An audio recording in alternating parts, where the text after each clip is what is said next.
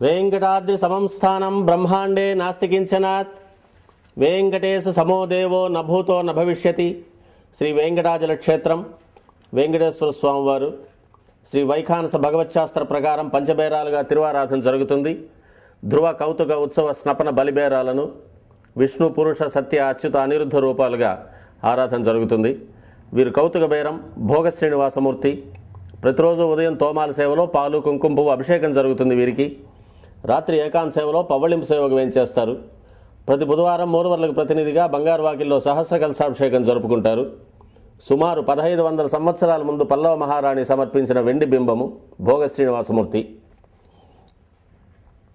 ధ్రువబేరం మూల విరాట్టు.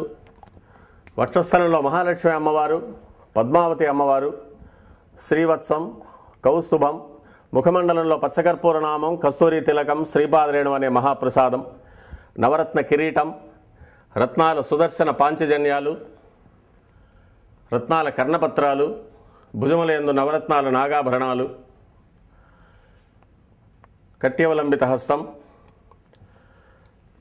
రత్నాల వైకుంఠ హస్తం, స్వర్ణ యజ్ఞోపవీతం, దుష్ట శిక్షణార్థం సూర్యకఠారి, మకరకంఠి, చతుర్భుజ లక్ష్మీహారం, తులసీపత్రహారం, 5 పేట్లుగా ఉన్న సహస్రనామహారాలు, ఇరువైపులా సాలగ్రామహారాలు.